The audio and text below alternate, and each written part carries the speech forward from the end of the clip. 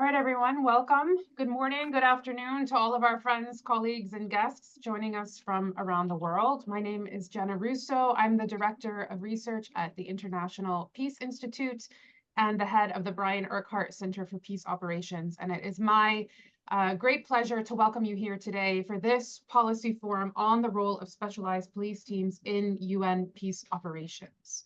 The purpose of our time here today is to take stock of the role that specialized police teams, or SPTs, play in UN peace operations settings, including opportunities and challenges, and also to consider the role that SPTs might play in the future of UN peacekeeping.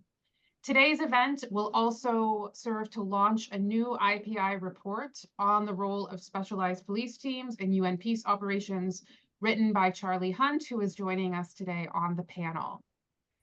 I'd like to give a big thanks to our partners, Finland and the Kingdom of the Netherlands, for their support to the publication and to today's event. In a few minutes, I'll introduce our panel, but first, I would like to turn the floor to the Deputy Permanent Representative of the Permanent Mission of Finland to the UN, Ambassador Voyanmaa, to provide opening remarks. Ambassador, thank you so much for being with us, and the floor is yours. Thank you. And I'm impressed how well you actually pronounced my name. That doesn't happen very often in this during my career. But anyway, dear colleagues and friends, so my name is Lauri Voyanmaa. I am indeed the DPR, or Deputy Permanent Representative here at Finland's UN mission in New York. It's a great pleasure to join you online and to see actually friends and colleagues and people who actually I don't know across the world, but the topic is important. So let's get started. So dear colleagues and friends, it's my privilege to open this virtual policy forum on a topic that is near and dear to us in Finland, the specialized police teams, SPTs. I'd like to thank Dr. Charlie Hunt for his work on this report, the International Peace Institute for convening us, and the briefers and all of you online for joining us. Thank you also to the Kingdom of the Netherlands for supporting this project with us. A police contributing country, PCC, Finland has the leading role in the specialized police team focusing on sexual and gender-based violence in the peacekeeping mission in South Sudan, UNMISS. Therefore, we are very happy to support efforts to develop this concept, and we welcome the many observations and recommendations of this research. As the report notes in more than one part, some of the challenges could be addressed by increasing awareness about the role and contributions of specialized police teams, and this report indeed is a helpful step in this direction. Finland sees the specialized police team concept as one that has value for both current and future peace operations. We see the concept as having a potential to produce a whole that is greater than the sum of its parts. The report at hand neatly captures the advantages of specialized police teams for PCCs and highlights some important challenges related to these. Please allow me to reflect on a few that resonated with us. First, we recognize the many benefits to PCCs from this model. We know that our police teams officers are being deployed to do and can therefore find the right people for those tasks. Why not conduct more of these job-specific recruitments for regular individual police officers? Dear friends and colleagues, second, the team model can help maintain institutional memory and sustain efforts. This could help address some structural challenges in peacekeeping, such as those resulting from constant turnover of personnel. This advantage should be further built on by capturing and sharing lessons learned from specialized police teams, as the report recommends. Third, we agree with the need to improve cooperation and coordination within missions, as well as between missions and UN country teams. Can we really afford having other offices in missions, UN agencies, funds and programs organizing trainings on some same topics to the same audiences as has happened in South Sudan on the topic of sexual and gender-based violence? We hope that the theme of how to improve cooperation and coordination between missions and UN country teams is explored further, including by how coordination mechanisms at headquarters and in the field could be utilized better. Finally, the role of mission leadership is crucial and cannot be understated. Mission leadership have to know how to best utilize the specialized police teams and how to support them. This could happen through engaging national counterparts to help garner national ownership, which is essential in sustaining gains made, or by promoting cooperation and coordination highlighted earlier. We are glad to see Mrs. Fossen from UNMISS and her briefing today, as she is an example of a supportive police leader. To conclude, thank you again for joining us for what I'm sure will be an interesting conversation on an important topic. Thank you. Over to you. Thank you so much, Ambassador. We appreciate those comments and again for your support for this project. So now I have the pleasure to introduce our panel. First, we have Charles Hunt, Professor of International Relations at RMIT University and Senior Fellow with the UNU Center for Policy Research. Charlie has worked extensively across Africa, including most recently in South Sudan, Central African Republic, the DRC, and Mali. Charlie's work sits at the cross-section of academia and policy, where he works on UN peace operations and peace building in conflict-affected states and on issues of security and justice. And as I mentioned, Charlie is the author of our report today. Next, we have Dmitry Aleshkovich, Policy Advisor, Strategic Policy and Development for the UN Police Division, where he is responsible for the development of policies, guidelines, and directives and procedures for UNPOL. In addition to his work with UNPOL, Dmitry has worked with the UN Mine Action Service as a senior advisor with OSCE High Commissioner on National Minorities and as a human rights officer for OHCHR. Next, we're very pleased to welcome Christine Fossen, who is head of the UN Police Component in the UN mission in South Sudan. Prior to joining UNMISS, Commissioner Fossen held the position of Special Advisor at the Ministry of Justice in Oslo, and also worked on the Security Council team at the Ministry of Justice during Norway's time on the UN Security Council. And finally, we have John Christian Muller, who is the Director for KPMG Advisory and the former Specialized Police Team Leader for Haiti. In addition to his field experience in leading the SPT for Haiti, he has been involved in Norway's tenure on the UN Security Council and made important contributions to the UN Global Terrorism Strategy and UNCT Coordination Compact. So as you can see, we have a very distinguished panel today with a wide breadth of experience, and we're really looking forward to all of your comments, and we want to thank you for your willingness to join us today.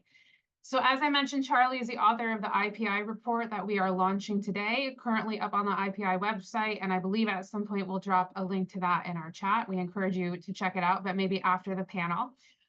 So Charlie, I'd like to turn to you first. If you can give us an overview of some of your findings from your research and some of the recommendations that you generated as a result. So Charlie, the floor is yours. Thanks so much, Jenna, and to your team at IPI. It's great to be working with you again.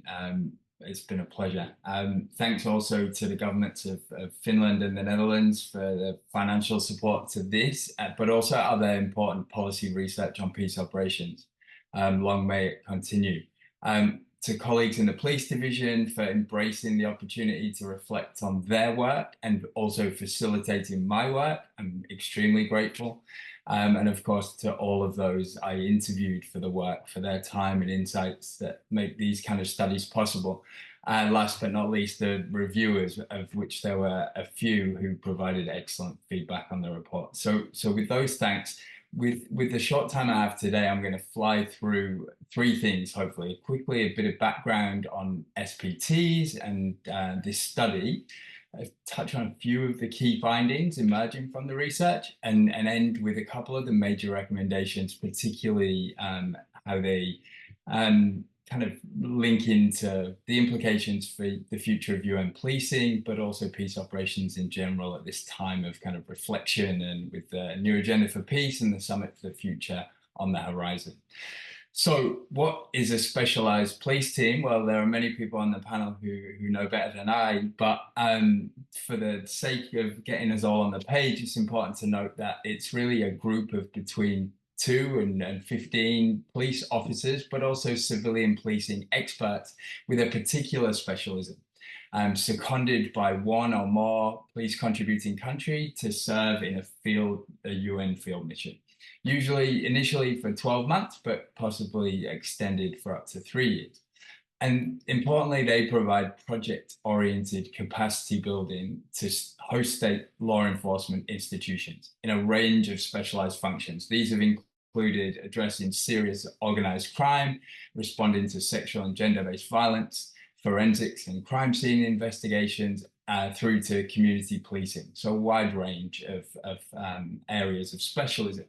And as international policing has become more complex, SPTs have emerged as an innovative complement to other modalities like the individual police officers, IPOs, and foreign police units, FPUs. So since the first SPT deployed in Haiti in 2010, there's been more or less 13 distinct SPTs across more than 6 different mission settings in both peacekeeping, but also special political missions. And so almost a decade and a half after their formal conceptualization, they're now an established tool of UN policing, but there's been little research done to derive lessons from the larger sample across more than just one of these. So that was the aim of this study, really, to try and examine the experience of SPTs in a range of different mission environments. And so in the report, I identified 10 areas of strength and comparative advantage over some of the other ways of doing capacity building. One key advantage is that SPT members tend to be highly capable in specialized areas. So in terms of training, experience, and so on. And the SPT modality maximizes these capabilities by matching the skill sets of those members to the work they actually do on the ground. And this might sound like a good idea, but it's not always the case, and avoids the issue that sometimes arises where someone with expertise in perhaps forensics ends up in an admin job in an office. And this makes them attractive, as the ambassador mentioned, to member states who need to and want to optimize their contributions.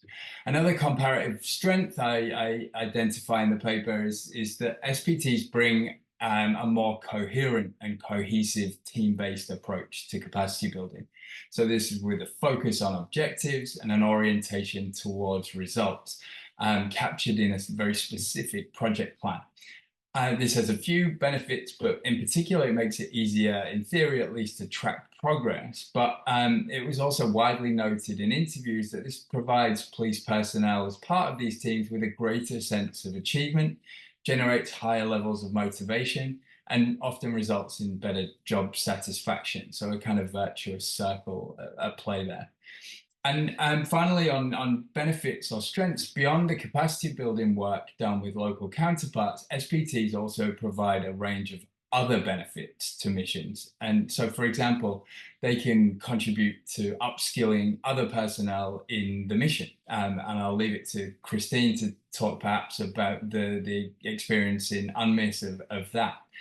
But there's also this argument that many interviewees agreed with or put forward that SPTs create an opportunity to address what are otherwise sometimes the elephant in the room, sometimes something which is too sensitive for UNPOL, police components in general, but sometimes even missions as a whole to take on. So I'm thinking here of politically sensitive issues like transnational organized crime, or culturally sensitive issues like harms like sexual and gender-based violence.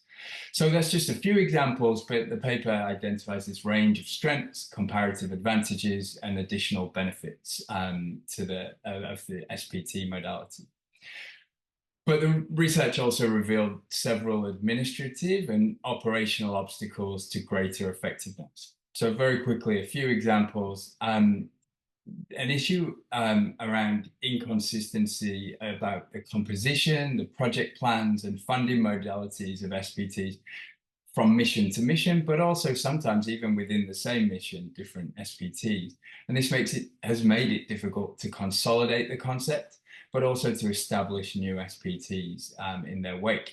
And this is partly due to a lack of guidance on key operational aspects rather than the more technical recruitment guidance. Another area, though not always the case, SPTs sometimes end up disconnected from broader efforts, either of the police component, of missions as a whole, and sometimes the wider UN system. So this can be due to inadequate communication and coordination with those other entities, including the country team, the ambassador mentioned, and actors like UNDP. Sometimes this can lead to a lack of integration, but also duplication of efforts.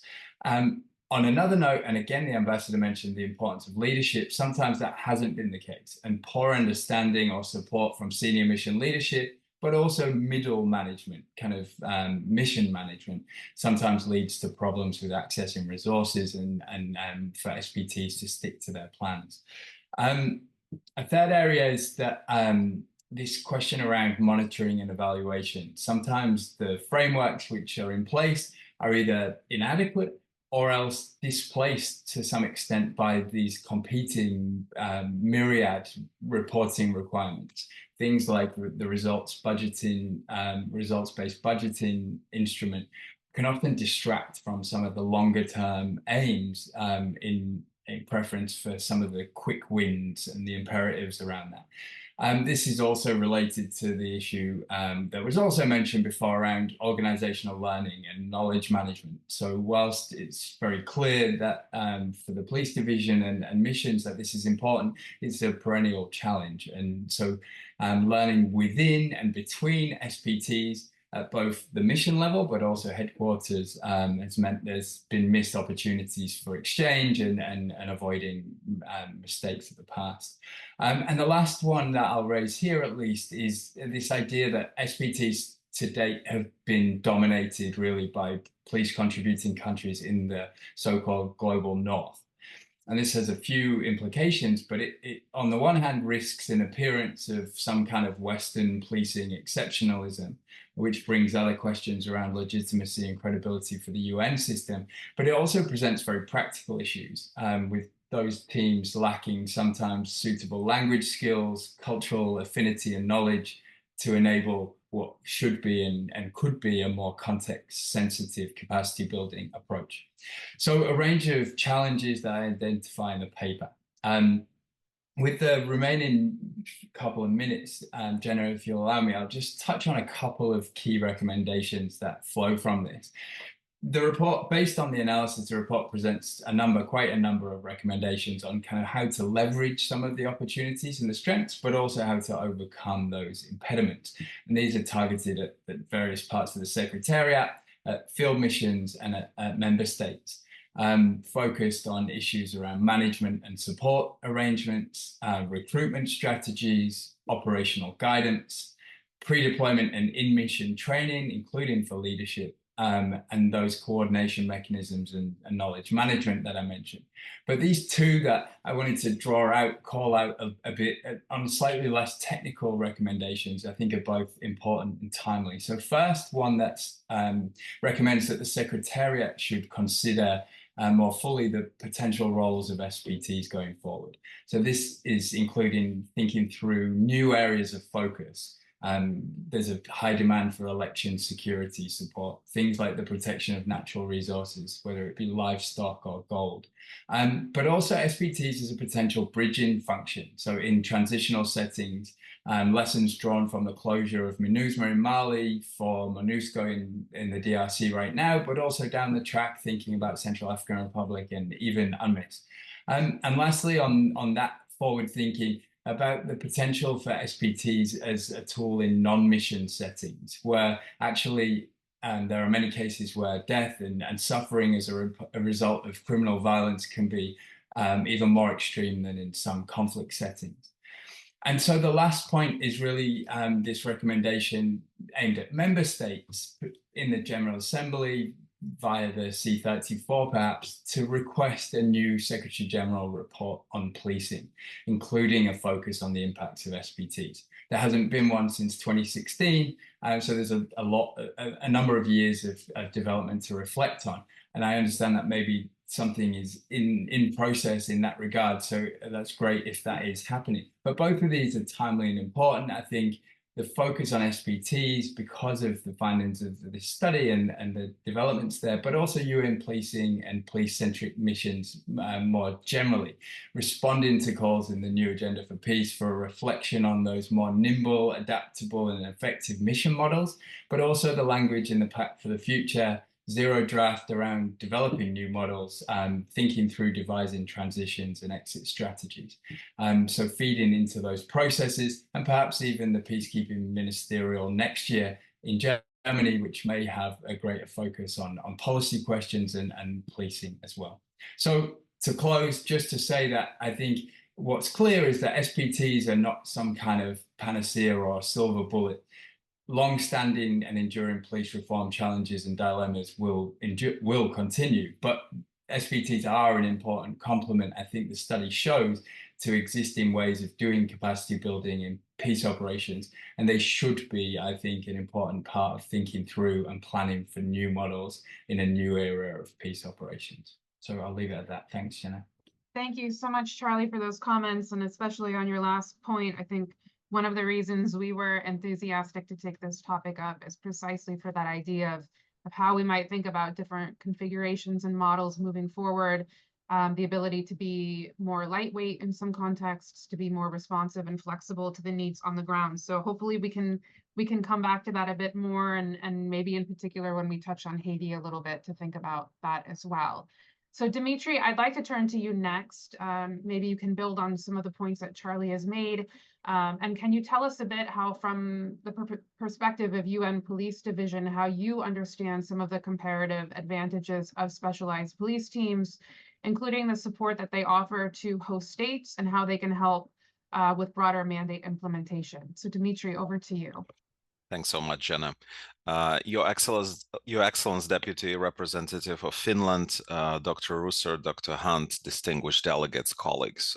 It's a pleasure for my colleague Dmitry Shepkov and I to contribute to this event. On behalf of the UN Police Advisory Commissioner Sarkar, we extend our words of gratitude to IPI and Dr. Hunt for the comprehensive study of the specialized police teams and your thoughtful recommendations. As they say in academia, publish or perish. We at UNPOL strongly prefer the former, namely to be published about. So please keep these papers coming. We are also thankful for the gracious words the report has to say about the professionalism and dedication of the SPT members who have served or are serving under the UN flag. Colleagues, as Dr. Hunt rightly notes in the study, police-related mandates have evolved and have grown more complex over the past 2 decades. Our client, the host state, often requests specific assistance in a particular field of policing. In response to these developments, UNPOL has embarked, with the help of member states, of course, on a drive to professionalize and to depart from the supply-driven assistance that Charlie has just mentioned. We are expanding UNPOL doctrinal base, the SGF. We now have more consistent and standardized approaches to UNPOL tasks. We're now recruiting by skill sets based on the field needs conveyed to the police division. And lastly, UNPOL training architecture translates guidance and lessons learned into modern training curricula, which help our officers prepare for their assignments. Colleagues, SPTs play an important role in the present and the future of UNPOL. They are a treasured mode of deployment in the UNPOL trifecta of IPOs, FPUs, and SPTs. What is so special about them? Imagine a car repair shop. You have a team of mechanics who often know each other for a while. They each have their niche specializations.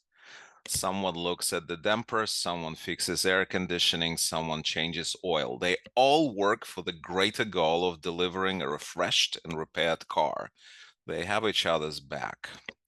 Well, now imagine that you need to drive from one place to another for each of these tasks, to visit each of these professionals separately.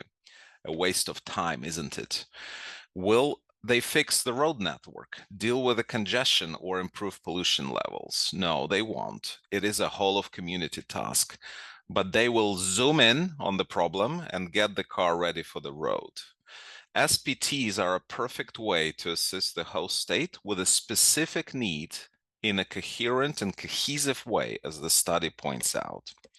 As Dr. Hunt notes, they are highly technical, project-oriented, with defined goals, a progression plan, deliverables, human resources management, communications management, and risk management, with possible funding for specific activities. This paper mentions many strong sides of the SPTs. Charlie has covered some of them in his brief expose, and we fully subscribe to this analysis. Colleagues, it is, however, important to realize that SPTs are not a panacea, as again Charlie mentioned, but a part of the overall solution. They cannot and will not replace the leadership of the mission and the police component in creating political space for police reform, in fostering multi-party cross-societal consensus on it, which is vital to its success. They might be inappropriate for some tasks, such as one-on-one advising to higher-ranked officials on sensitive topics, such as internal oversight. And they will not replace FPUs in public order management, as their numbers are not up to the task. They are a tool complementing other parts of the UNPOL trifecta, contributing to the ultimate goal of delivering responsive, representative, and accountable policing to the host state public. They are a turnkey solution to a specific policing issue. Colleagues, the study also sheds light on the areas of the SPT model that need improvement. It rightly pointed out to a certain guidance gap. The police division is finalizing a manual for SPTs, which would address some of the areas of criticism noted in the paper. In this sense, the study is timely. Now, as much as we like the IPI study, we are not in the society of mutual admiration, so please allow one key point of criticism. The study recommends a strong, almost managerial role for the police division in HQ. It says managing SPTs. And this is not going to happen. Such logic rounds counter the decentralization and field empowerment reforms of the Secretary General. We cannot and will not manage SPTs from New York and Brindisi. We are not an operational headquarters. In this sense, we very much welcome the many recommendations that the study has to the field leadership in our missions. The role of the police division is to backstop, to be a knowledge and resource hub, to be an enabler. And we certainly feel we can improve in all of these areas, including building on the study's recommendations. Colleagues, I would like to finish by saying that the police advisor is very keen to continue this beneficial dialogue between member states, practitioners, and academia. UNPOL is our common enterprise, and we are grateful if all of you chip in with your observations, advice, and of course, critical views too. Discussions such as today are an excellent way to brainstorm together and help us make UNPOL a stronger and more professional organization. Thank you for your attention. I have a quick slide that I can share, which gives if I can navigate Zoom. As you know, we are a Teams organization. So I'll see if I can. No, that's not what I want to do, right? Anyway, I'll share in the chat box what we have. If I can stop sharing somehow, please help me out. Good. Okay, so we have a slide that shows the current deployments and the future ones, and I think it's a very good illustration. So I'll just drop it in chat. Thank you very much.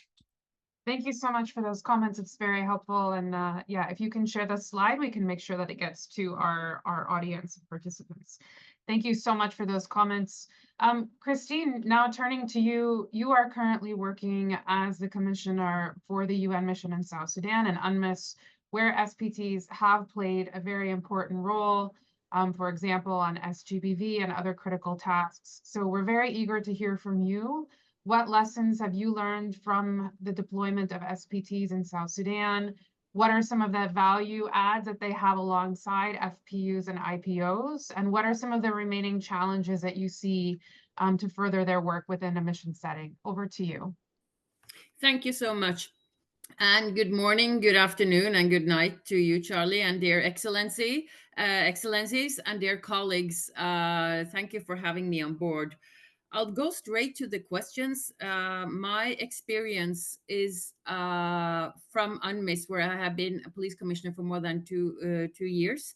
And as you rightly said in the beginning, I am very glad I came into the mission with the knowledge about the specialized police teams from my time in serving in the Ministry of Justice and also working on the Norwegian Security Council team from Norway, because that taught me a lot about how does a specialized police team work, how do we work with the mandates for the mission, and so forth. So I had a small advantage when I came to the mission. And of course, my second advantage was that part of this specialized police team we have in UNMISS is Norwegian and Finnish.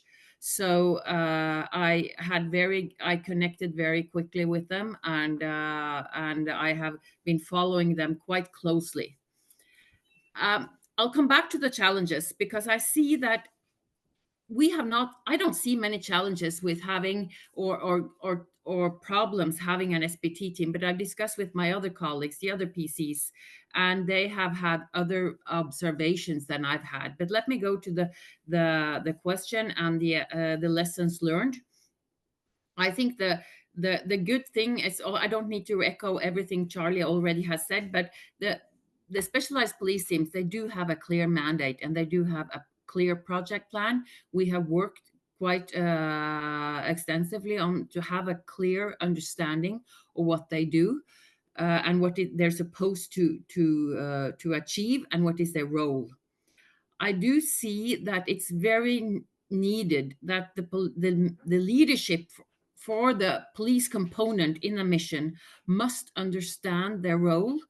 I observed that many of my colleagues on the professional level did not know what a SPT team was actually supposed to do in UNMISS. So we had to clear that out the first couple of months I was there. Also to how to utilize them. When I came to the mission, we had moved from a strong protection of civilians mandate after the last civil war. So, and we had many protection of civilian sites. So we were in the role of re-establishing the role of UNPOL and how to conduct our capacity building. And what we understood, and I discussed with the team, and I also discussed it with the Norwegian and the Finnish permanent mission last year or 2 years ago, that we needed to utilize the specialized police team not only in Juba, but also in the whole area of responsibility, because we are deployed to 10 different states in UNMISS. And we saw the need to start to work with deploying or for some time to do capacity building out in the field. So because the team has done a great success in Juba, that's a capital in South Sudan.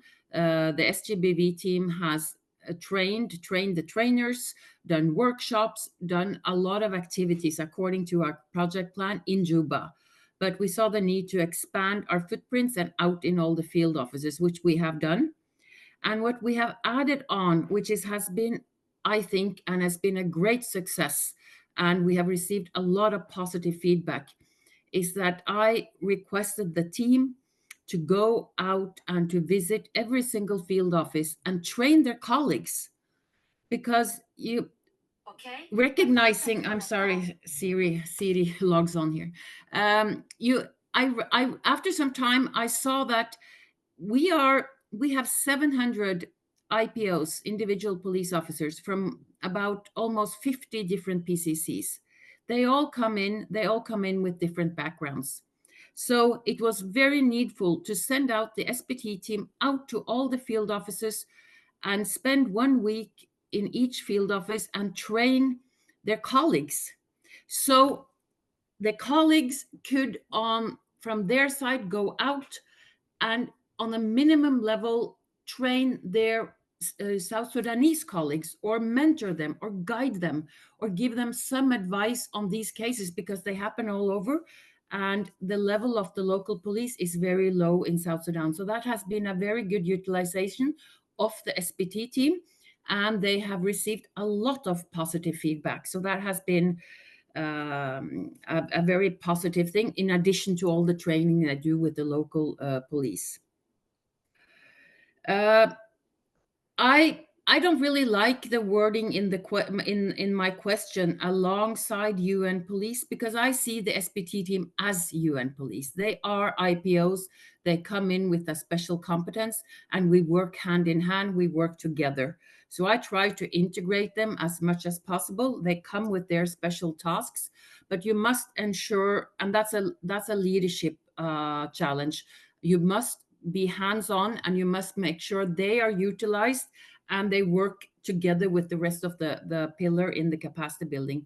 There is some issues, and there is this being a specialized police officer, working side by side with your colleagues. But I try my best to motivate my leaders to work together and to utilize the expertise these people, these police officers from Norway and Finland come with. We have very successfully in our SPT team always made sure we have 1 or 2 or 3 Africans, or at least 1 or 2 with Arabic speaking skills, because mainly language is a problem in South Sudan. Many of the local police speak Arabic.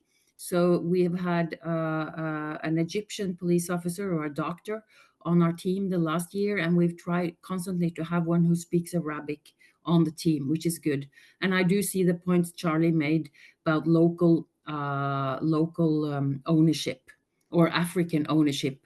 And more South Sudan, my colleague, the IGP, talks about African solutions to African problems, to African policing. So we need to adjust, but I don't think it's a disadvantage coming from a European country, but you need to adapt. And one of the problems with a specialized police team is what the capitals think and what headquarters think. And sometimes headquarters and the PCCs forget that the level, for example, in South Sudan is very, very, very low. The skill set for the local police is on a very, very low level. Many of them have never been trained as police officers, many of them. They don't have a really strong education system. They don't hardly have any education system for the police at all. The language skills, they are, I guess my time is running, I'm sorry. They are quite so it is a balance between how do you train, how do you utilize a specialized police team, training police officers who are on a very low level compared to where the team. So you need to target the right ones in the right settings. That's why we worked a lot in the capital. Let me, I see the time's running. Let me quickly just go through some few more points. The mission leadership, that's one of, coming from where I come from, where we're one police, I'm used to, I've been a police commissioner for almost 20 years in Norway. I'm used to working across and working with everybody, working in teams. When you come to UN, everybody works in their own section. I'm trying to push we have a SGBV task force in UNMISS. I'm trying to reach out to the DSRSG ACRC and the DSRSG political to say that we have a specialized police team. So what Charlie pointed out, the mission leadership, I'm constantly talking about, we have a special police team. I don't think many talked about it before I came, so hardly many knew. But now I remind them the whole time, and I utilize our team, and I push forward that we should do things as one mission. Another challenge which Charlie mentioned, which I totally agree on, we do have challenges with, or it was mentioned by the ambassador, UNDP does the same trainings as we do, and then they ask for our support. That is a challenge. It is a problem. We've had several meetings. We're trying to sort it out, but we need to coordinate and to work on the same. We're on the same UN team, which I think it's a challenge, but we're working on it. Yeah. Will you give me more minutes, or should I come back to the questions? Take 2 more minutes if you want, and then we're happy to have you come back in during the Q&A session. Yeah. To comment on the budget, our SGBV team does not have a separate budget. That's okay. It would, of course, be much better if they had their separate budget, but we can work alongside as it is per now. That's totally fine, because they come in with their competency and their mindset and their skills. So for me, that works fine. We are requesting now a second specialized police team on cattle raiding. That will be totally an African team, Uganda and Kenya, to support us on the issue of cattle raiding and child abduction, which is usually often connected. They will also come in with no budget. So I think that is, and also for many of the African countries, Asian countries, it would be easier to come in as a specialized police team without budget. You just need the good heads and the good mindsets. I do see, and I discussed with the last challenge is where to report the command and control. And here I think we come from different backgrounds. And I've discussed with my other police commissioner colleagues, and we've had different discussions and different views on how do we deal as a police commissioner with the specialized police teams. I have always made it sure that this is an important team. They should have the attention from the police commissioner. So they report in the chain of command. They report the team leader will always, for the SGBV team, will always, or the SPT team will always report to the head of the capacity building pillar, then to DPC and to me. But if needed, they always have a dotted line to always go and approach me directly.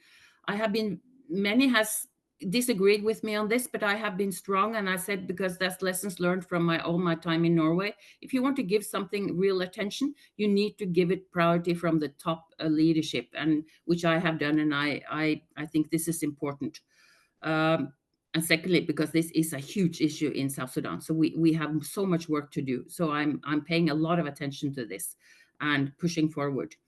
But I see that many also have problems because we come from different backgrounds, even though we're working along the SGF.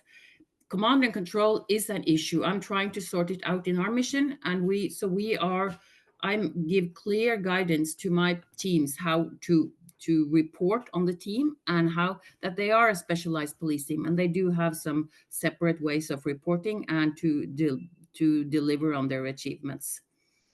Just the last point, it's very good to have a team because of the knowledge, the motivation, and the PCC will always make sure that you have the qualified people. They have to deploy I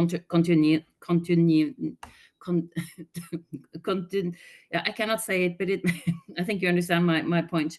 I wish, though, they could stay longer. I know my government, Norway, is very strict on 12 months. It's first the last couple of months they really understand the environment and where they are. So I wish that specialized police team officers could stay for 18 months. But otherwise, Charlie has mentioned all of the advantages, and I totally support and agree with him. I think I'll stop there. Thank you. Thank you so much, Christine, for those very interesting points. And we will definitely come back to some of those in the Q&A. And also very interesting to hear about the potential SPT on cattle raiding. And I think if that comes to fruition, we'd all be very interested to follow along with the implementation of that. Finally, John, I'm very happy to turn to you. You have experience in Haiti, which of course has become, again, a very critical context. I know Charlie mentioned that one of the advantages of SPTs is their ability to respond to complex types of peacekeeping settings and tasks. So maybe if you can offer some reflection from your time in Haiti, how SPTs can offer value in situations where non-traditional forms of violence may be taking place, and other opportunities that you see for the role of SPTs. So over to you, and thank you so much for being here.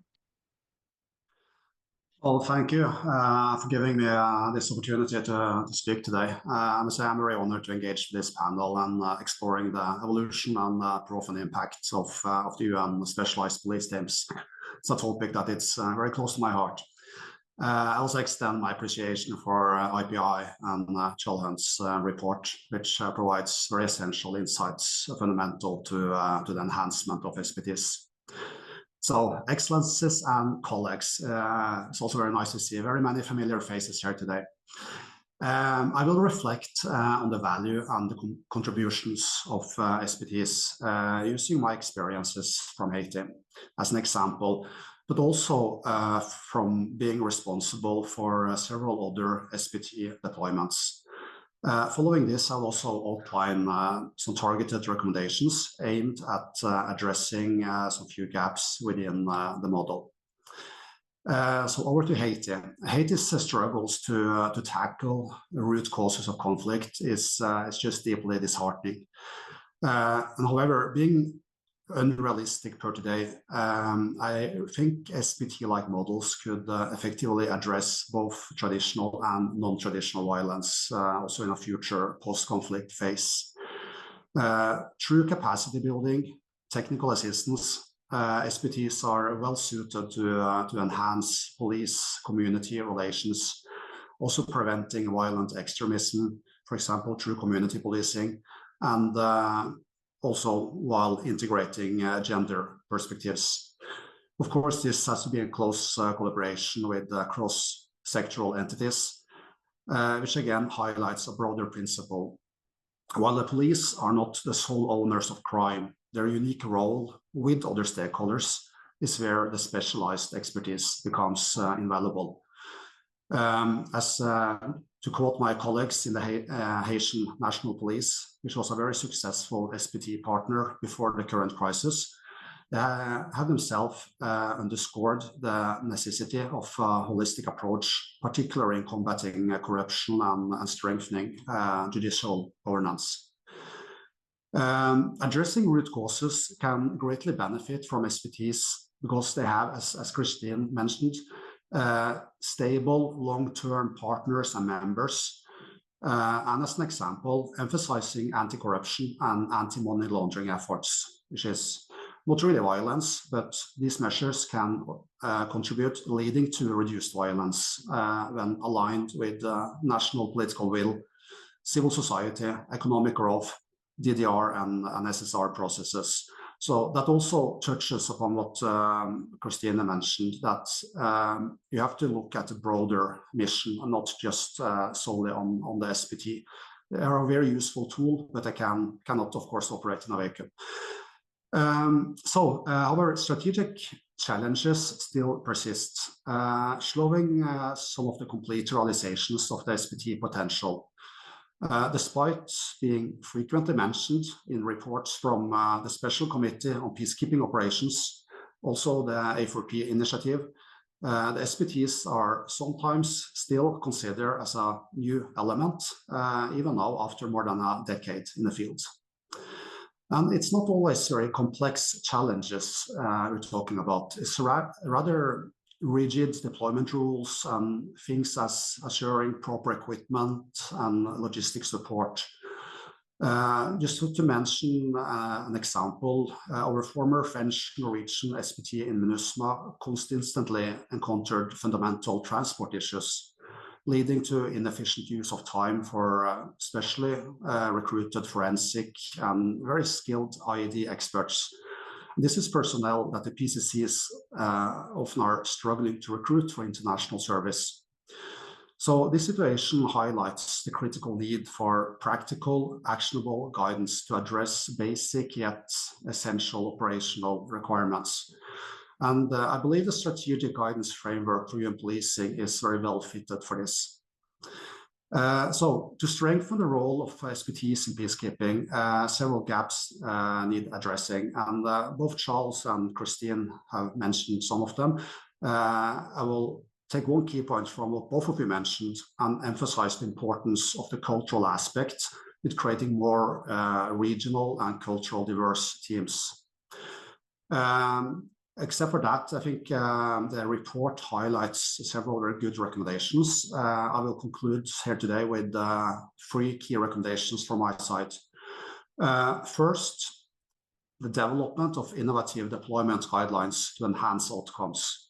Lack of guiding documents hinders the efficiency of SPTs and impacts the contributions from member states, leading to situations where sometimes, I'm not saying always, but sometimes our new team feels that it is starting from the beginning without leveraging past experiences.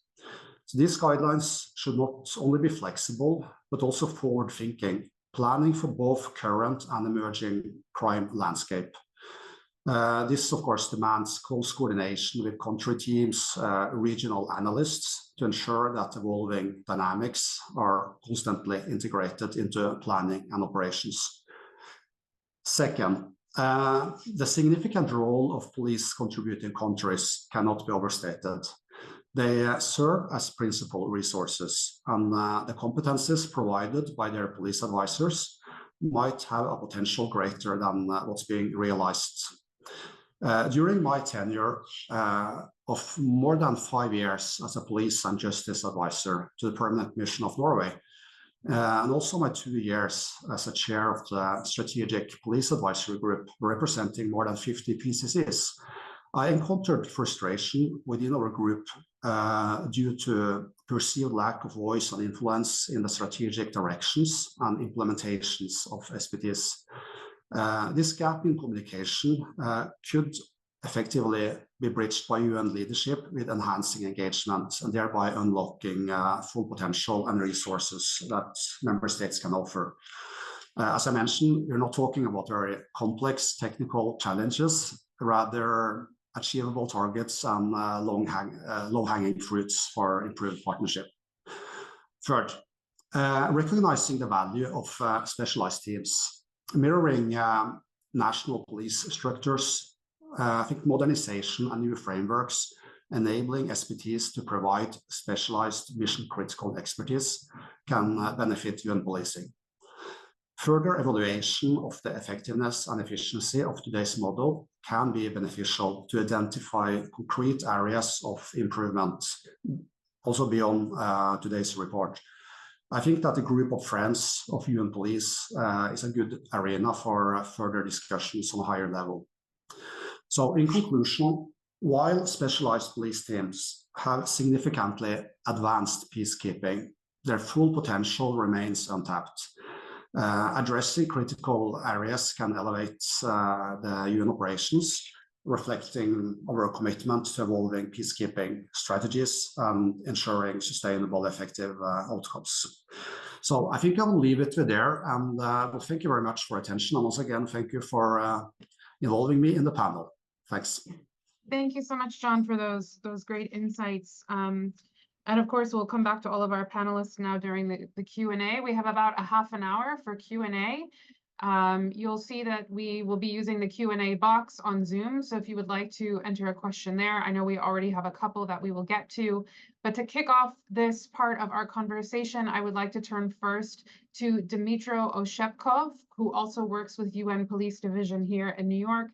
Dmytro, we've heard many good inputs from our panelists, and we'd love to hear from you as we start our Q&A time with any additional observations from your end to get the conversation going. So Dmytro, over to you. Thank you, Jenna. Yeah, thank you, Excellencies, dear guest colleagues. Well, first of all, thank you for inviting to this important discussion and forum, and of course, thank you for sharing this important document, echoing my colleague Dmitry and other speakers. Well, it's really a good analysis of the SPTs, and it's definitely helpful. It brings some ideas, thoughts, which we definitely would need to consider, and particularly emphasizing the challenges which we face. And indeed, well, some of the challenges are really obvious and then would require attention. Some challenges, it's like, say, more global and would definitely require attention from the top level and really reviewing some concepts and so on. I've been working with I've been involved with SPTs for quite a number of years, where actually SPTs were not called SPTs per se, but there were some team of specialists who brought some expertise, and wow, it brought some good results in the missions. So starting in Liberia in 2008, 10, and so on, and then some other mission. Of course, Haiti is a brilliant example. And first of all, my personal greetings to Jon Christian. It's a pleasure to see him again. Excellent memory, of excellent cooperation, and really good initiatives, and always excellent mutual understanding. There are some, I'm standing ready to answer any questions, well, along with the UNMISS commissioner, and I'm closing her statement, because I also flagged a few challenges and remarks which she actually passed through, and this is actually a really very positive and successful story, and positive approach to the SPTs, because indeed, as Dmitry already mentioned, one of the challenges which I noticed during my involvement is really lack of understanding from the HOPC. And when we hear that, oh, SPT has a different chain of command, and we wouldn't like to lose control over them. Oh, they're reporting directly to their country, and so on. Excuse me. This is a matter of leadership by the head of police component. This is your baby. How could you allow that? Well, and then me personally, also as having some managerial experience, I don't accept that, to be frank. And if this is the case, when, to be frank, we could, meaning we police division, could be addressed, and then we could arrange some discussion and some interaction. But well, that particular issue, it led to some reluctance from some head of police component in the past that, oh, we don't want to have this headache, just we better have can compile some group of specialists alleging having some similar expertise, and then we tackle the problem as that, which is, well, again, which is sort of misunderstanding. I would admit that indeed we from police division, maybe we need some intervention and taking some effort to explain them their role, and probably really clarify that issue. And well, this is what we actually try to do during our forums. Like we have a regular annual head of police component forums where we try to include the SPT topic also in some presentations and so on. But again, this is one of the aspects. There is also, as you could notice, there is also the trend now. Well, we are closing big missions due to various reasons, and particularly budget, political reasons, and so on. So big missions are closing. And this is actually the big missions where we can afford SPTs because of the absorption capacity. And well, that trend is really not very positive from the perspective of having an increased number of SPTs, unfortunately. Well, therefore, it's important probably to consider some alternative options. Sorry, alternative options of somehow presenting or deploying some SPT capacity in the smaller mission. And I know that Charles actually mentioned that in his report as well. And in reality, this is quite a challenge because of different reasons: logistics, administrative, financial, and so on. Like I know that, for example, UNSOM would be happy just to have SPTs, but well, because of the limited strength, and they have only 15 people authorized strength, so they cannot afford having SPTs. The same with BINUC, Haiti, where they still also just working at the capacity building, but unfortunately they can't afford having SPTs. So then it's I also just as also echoing well the colleagues well to mention that still SPT is really a part of the UNPO component. It's a really good and effective tool, efficient tool, but it's definitely not to be presented and brought as something like resolution, unique resolution or universal resolution of all problems and so on. And again, coming back to the role of the head of police component to really manage and tackle the SPT and also just ensure the knowledge of other players, stakeholders in the mission and in the UN country team about the availability of SPT, about their available capacity, and how they can be used. and even I'm really happy to hear that Commissioner said that, well, she keeps informing the mission leadership about the availability of that, which is, I guess, it's a brilliant approach and exemplary approach in regard to making the stakeholders available. But once the SPT is deployed, this is also the role of the head of team leader in order to set up, first of all, working relationship with their counterparts and maintain those relations with them, making them aware of their capacity and of their options and possibilities. Also, as a representative of the recruitment section and working in the SRS for more than 15 years here, I can assure you that there are actually no problems with the recruitment of SPTs and their deployment. So because the technical part of this process is quite straightforward and easy. So meaning once the project proposal is formalized, when it's submitted to the police division, when we know exactly what expertise is required. So there is no problem to really make a call to the member states, and then once we receive nominees, of course, in coordination with the mission, we just run selection, recruitment, and then we deploy. It's not a big deal. The same, there is no problem with the extensions and so on. Where the challenge comes is, so probably some member states, well, they have their own internal policies preventing from really getting the people longer on the ground.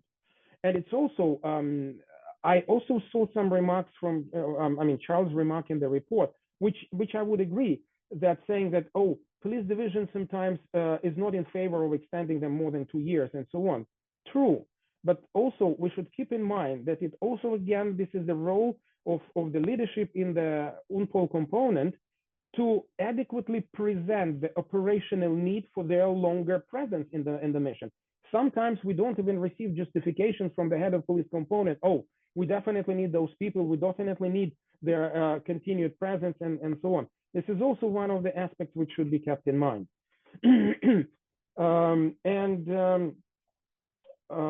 Also, one of the challenges which is related to the SPTs is also when we address the countries,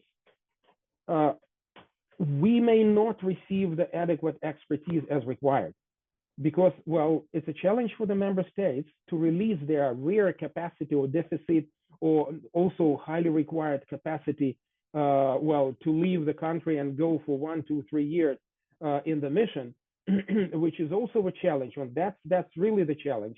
And that's something which we have to take maybe additional efforts. Well, negotiate directly with some member states which probably express their interest, but however, we see that not all expertise is available. Well, this is where the challenge is.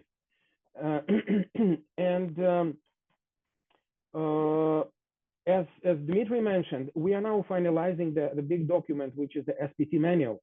And actually most of many of the remarks and many of the challenges or some issues flagged in the report, they are actually reflected in that SPT manual. And it's thanks to Dima personally and his section, who are working at it, like brushing up and then putting in appropriate format. Now we are just sending it for the consolidation and coordination with the leadership here within the Secretariat. And we had previous consultations also with the member states, with the police commissioners.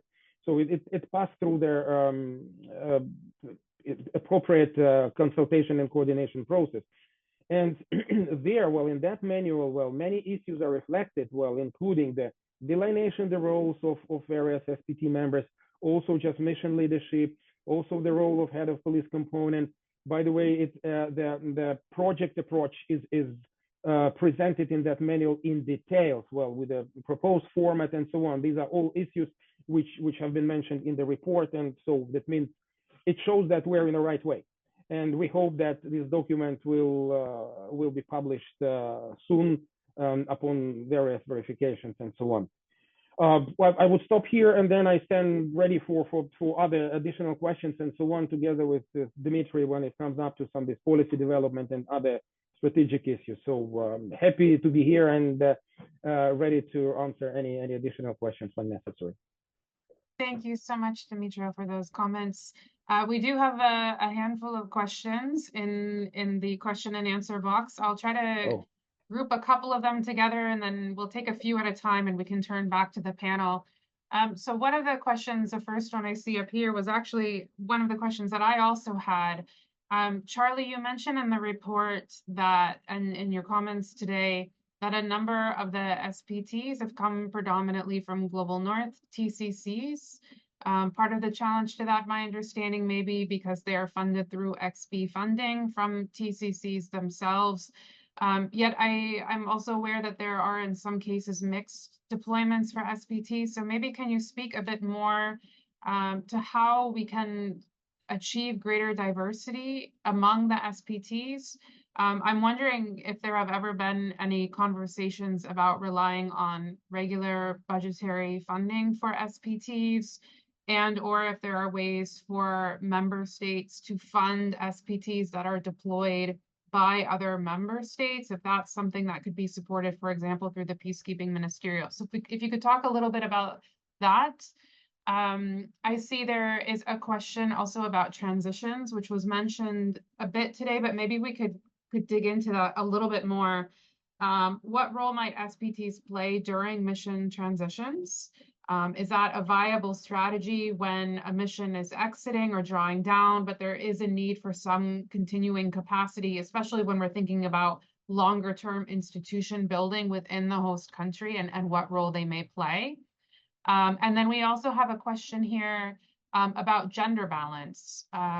We didn't talk about that quite as much, so maybe a couple of comments on, is there a requirement for SPTs to be gender balanced? That's one of the questions. And if so, if there are any requirements or aims about that. So maybe we can start with those three questions first. Charlie, maybe I can turn to you first, and then we can bring some of the others in. Sure, thanks, Jenna. I'll try and keep it brief because it's great that there's lots of questions and lots of knowledge here to respond. Yeah, the report, good news for everyone is go and read the report. It's full of responses to these exact questions. But yeah, the dominance or the preponderance of Global North PCCs in the SPTs is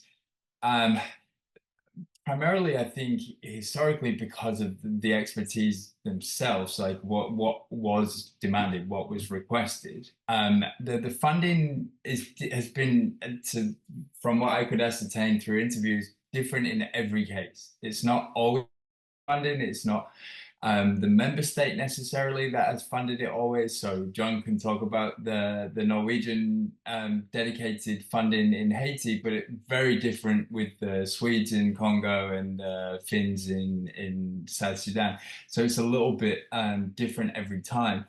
As for the how to get greater diversity, I mean, it was mentioned by colleagues that Christine, I think, mentioned it. It's very common practice that there is at least one or two members of a small team who come from either a neighboring country or a PCC with kind of linguistic and cultural affinity to the region. So that's already common practice. And the benefits of that have been clearly identified. And there are cases where those individuals have gone on to become the team leader, in fact, and then gone on to be a police commissioner in another mission, actually. So there's some really good examples of it. It's still a challenge, though, how to sort of shift the balance further so it's not as lopsided.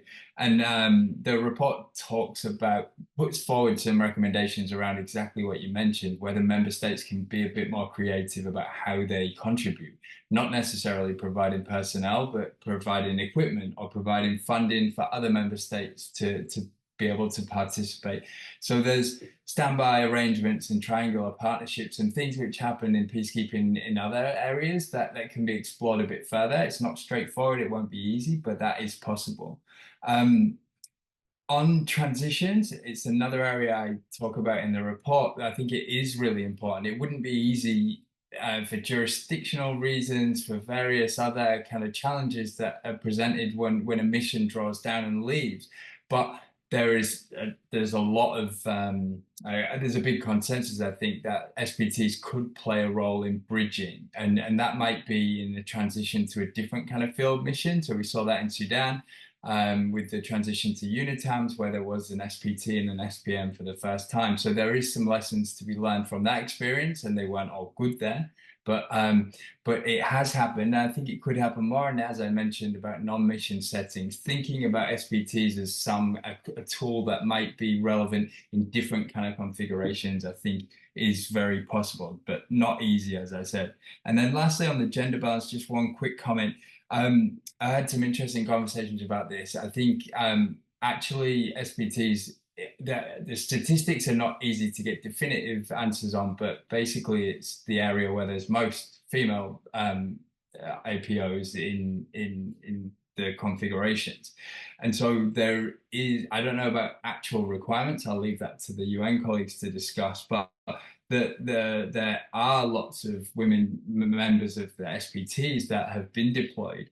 And one of the member state police advisors talked about the idea of an all-female SPT, and like things that could be experimented with, could be pursued. I think, again, lessons from other areas of peacekeeping, other experience of policing in peacekeeping can be applied in this area as well. So sorry, I've gone on a bit, but I've touched on all three of them at least. Over. Thank you, Charlie. Dimitri, maybe I can turn back to you as well on some of those questions. And I also see there is a question on when the manual will be ready for launch. It sounds like it's in maybe the coming weeks or next few months, but if you have anything else on that. And then also on the gender point, you know, aspects of the uniform gender parity strategy, to what extent do those also apply to the deployment of SPTs? So over to you, Dimitri. Yeah, on the selection and recruitment, I also hope that Dimitra will chip in, but we engage in PD in a lot of informal advocacy to ensure that there are qualified female candidates nominated, and we have standard language in the verbal note about that. And yeah, I don't have the most up-to-date stats. I also see there are a number of comments from Patrick from the Swedish Permanent Mission regarding the manual. And I would like to thank Sweden for supporting this project. It is in the final stages. The draft is ready. And as Dimitra mentioned, it will go through the standard, excuse me, standard UN consultative process, and we hope to release it soonest. It usually takes a couple of weeks, but we're putting final finishing touches on that. And there was also a question regarding management, and once again, and I think that came through in a lot of interventions, and also in what my colleague Dimitra said about SPT being the mission's baby. And I can't emphasize again that it's the police component and the mission that are the manager of the SPT, but police division is an enabler, a knowledge hub, a backstop, back office supporting the arrangement. And in that area, as I also mentioned, there is room for improvement, and the manual will hopefully clarify some of those things. Thank you. Thank you, Dimitri. Dimitra, did you have anything you wanted to add on that?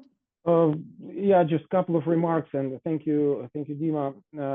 Okay, in regard to mixed composition, indeed, by the way, the mixed composition is encouraged, and actually we try to pursue that approach. Well, it's both encouraged in the current guidelines, already existing document, and as well, it's actually reflected in the PD manual as well. I mean, SPT manual as well. And in reality, we use also sort of like complementary flexibility when deploying the SPTs. You know, Global North was mentioned several times in the report, and here also. We when we announce about the interest of SPTs, we also flag that, okay, it would be good to have a financing and funding for that.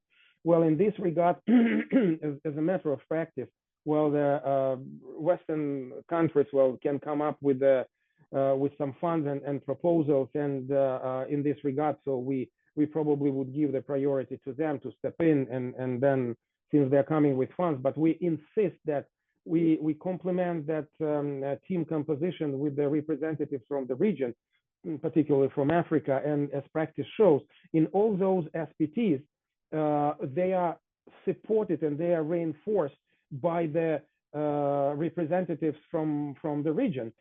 They may not be even selected and recruited as let's say within the SPT framework, but when the SPT is deployed, nothing prevents the head of police component to complement them with the colleagues possessing similar expertise on the ground already. And this is what's happening with the most of them, with the SPTs. That's one thing. Transition, completion of the project, handing over. Well, indeed, this is a very important issue, which definitely would require improvement. And we try to present, well, this approach in the SPT manual, where it also just addressed this particular segment and this particular stage of SPT completion. Because indeed, it's very important to have a good handover, to have a good best practice sharing and recording pros, cons, deficiencies, successes, and so on. Fully agree with that, and can hardly be under-evaluated. Gender issue.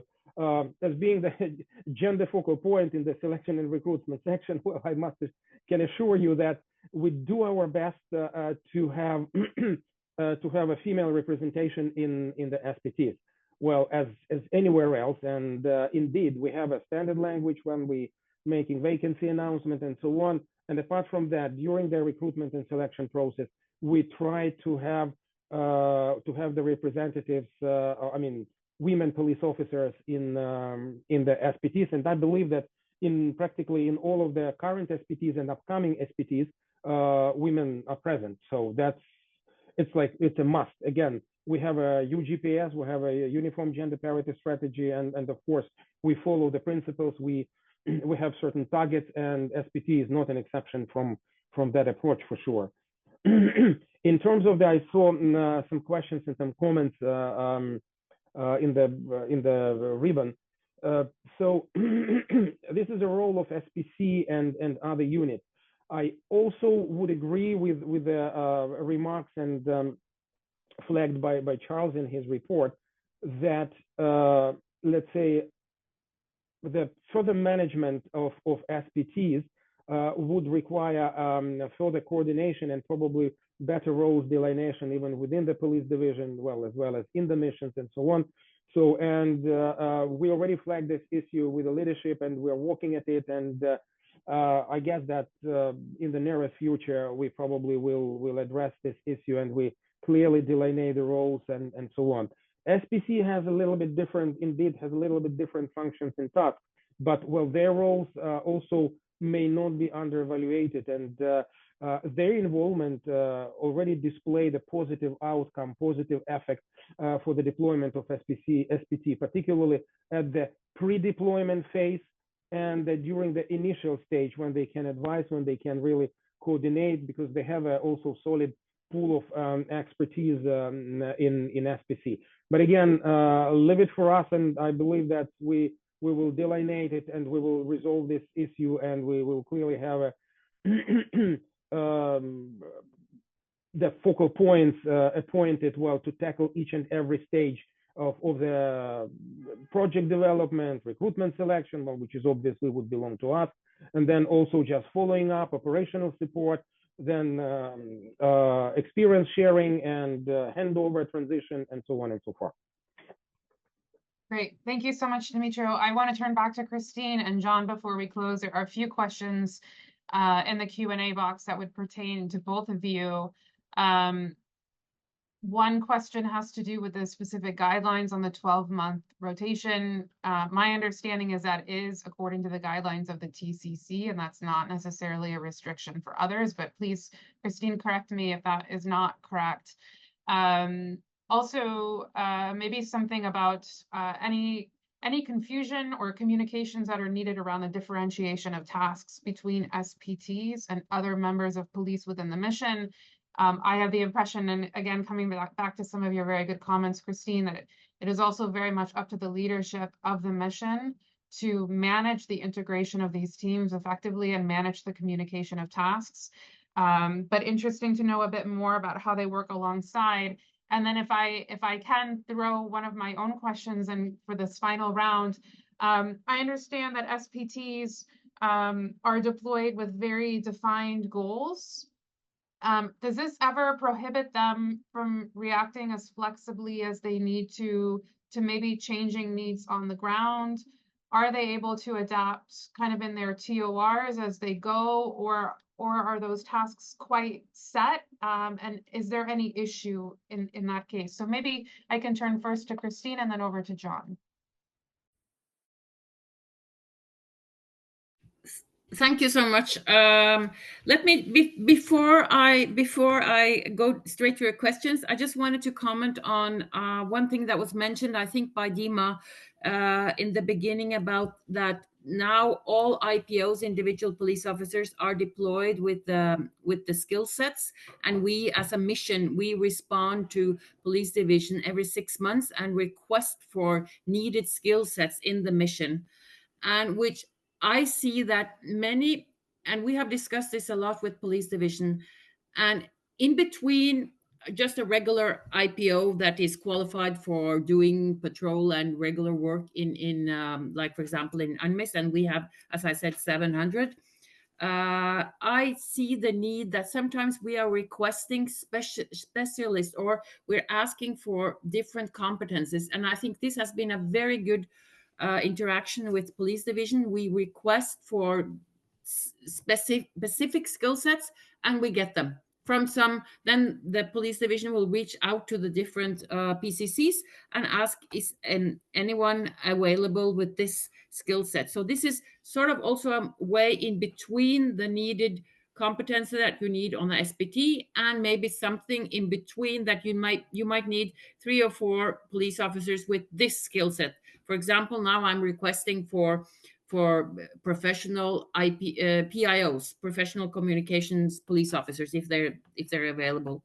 So I just wanted to say that this has been a very good development from police division, which was mentioned by Dima, and I just wanted as PC to support it.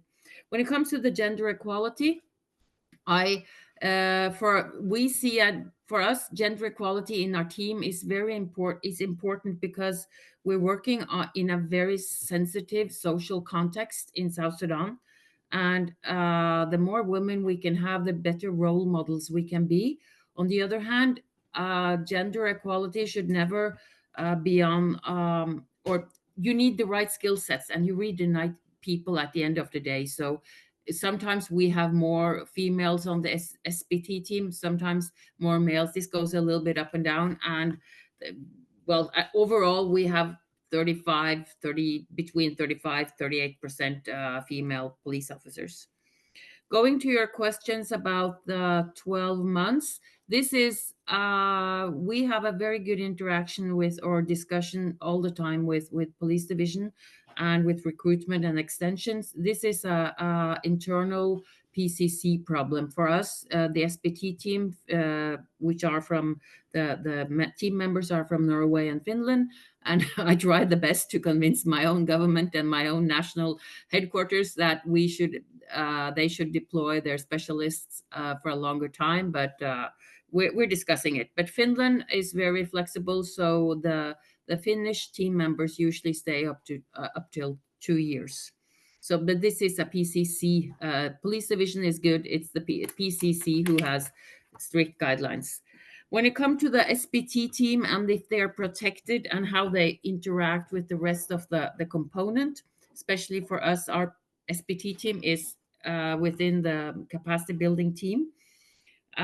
They do have their specific tasks, and their specific protected tasks and goals and achievements. So this is a question of leadership. Sometimes if something is really, really important, we have tasked, for example, some of the team members to be part of a specialized investigation team when we had some really crucial incidents, because they had a very good background as investigators and team leaders. So that's a question of my decision or the DPC's decision that right now we need you for this. Otherwise, we try to protect them.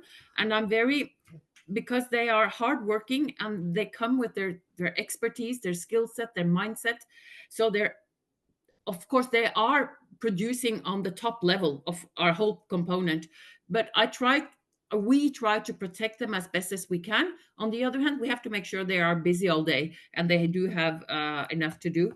But I try to protect them the best because that's how we can utilize them the best way. But I only have the experience from UNMISS and the SPT team we have here. For sure, if we get a cattle raiding team, they will work with cattle raiding end of period, because that would be, and we have so much to do. So, but I think I'll stop there. I think Jon Christian can probably comment more on how they did it on Haiti. But yes, in general, we protect them. But they have to be a part of the team. So they're part of team meetings. They're part of all leadership meetings within their component. They're part of the group. They're part of, they have to be integrated. On the other hand, they have their specific tasks. Thank you. I think that's all from my side. Thank you so much, Christine. John, over to you for last comments. Thank you. Well, you raised a question about the teams and the member states' own goals and the need for changing based on needs on the ground, adapted to yours. I don't know if I have a very clear answer, but I'll do my best. Of course, that the tasks are determined through a mutually agreed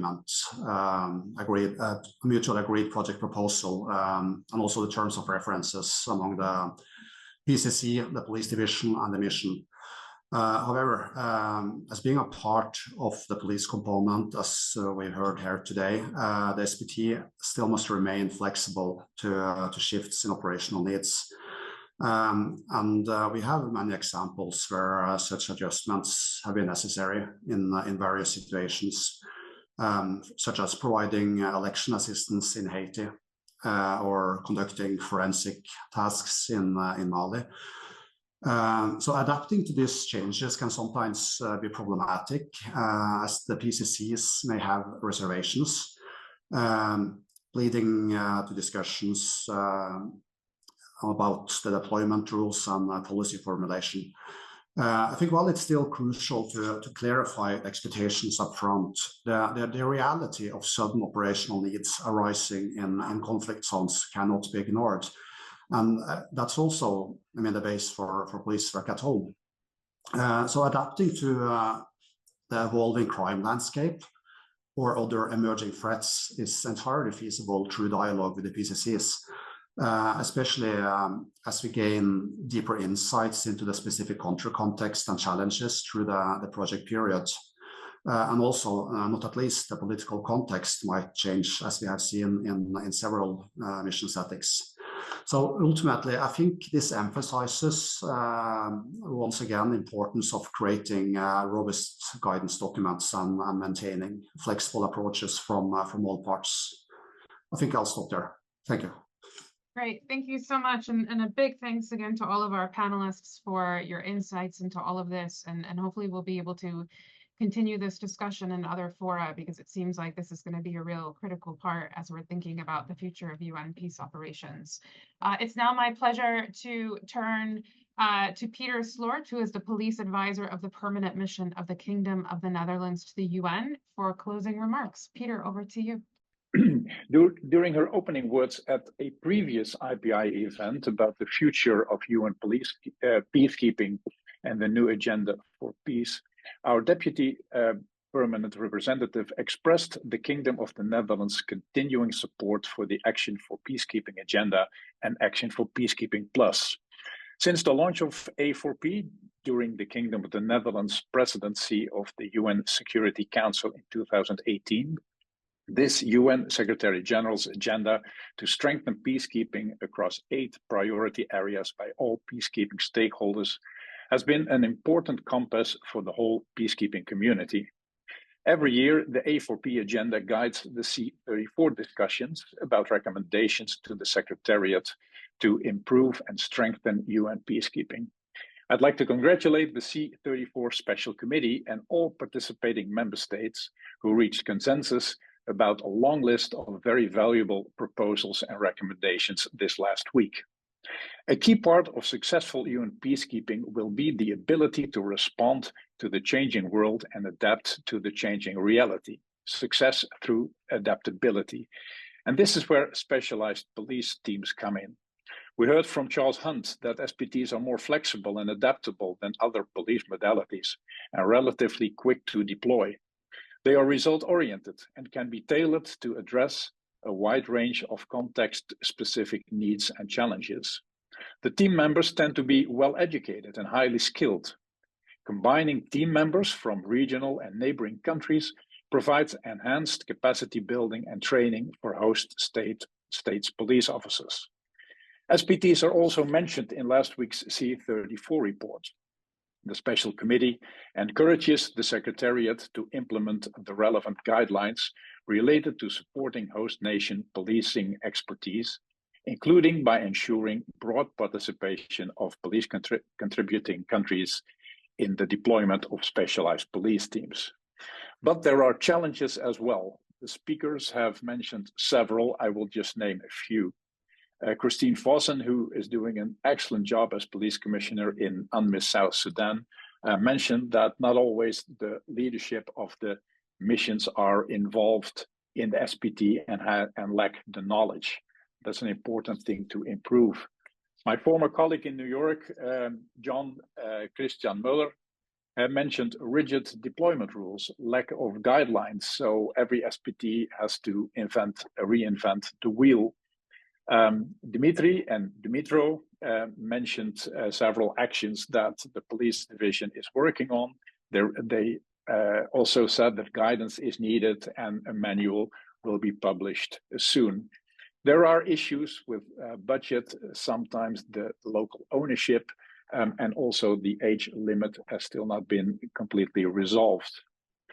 The new agenda for peace puts a greater emphasis on prevention, capacity building, partnerships with regional and local organizations, and last but not least, host state consent. What I take away from this event is that specialized police teams are well suited to address these functions and advance the goals of the new agenda for peace. But a closer look at the current obstacles is needed. The IPI report provides practical recommendations. Christine Vossen and John Christian Muller added a much needed context to the recommendations through their first-hand field experience. And Dimitri provided an interesting policy perspective. The lessons learned emphasize the need for innovation, greater organizational flexibility and adaptability to empower the potential of specialized police teams. It is incumbent upon the police division, the missions and member states to take concrete steps in this regard. I'd like to thank the International Peace Institute and the Finnish mission for co-hosting this event, Professor Charles Hunt for conducting this meaningful study, the distinguished speakers for sharing their knowledge and valuable experience, and all participants for joining this event and raising some very interesting questions. And I wish you all a very pleasant day. Thank you. Thank you, everybody. From our end at IPI, we want to thank you for being with us. And again, to our partners, Finland and the Kingdom of the Netherlands, for your support. I think during a time where we're really trying to find solutions on the future of peace operations and how to make them more responsive, it's very encouraging to find a really tangible way and a tangible example of how we can be doing this. So we're happy to have this discussion as we're thinking about the future of peacekeeping and strengthening that very important instrument that we have. Again, the link to the report is in the chat, and I see our events team has also linked to the slide that Dimitri had mentioned earlier, so please take advantage of that. And a big thanks to Charlie, too, for authoring such a productive and wonderful report. So thanks to everyone for being here, and we look forward to continuing to engage with you all in the future. Have a great day, everybody.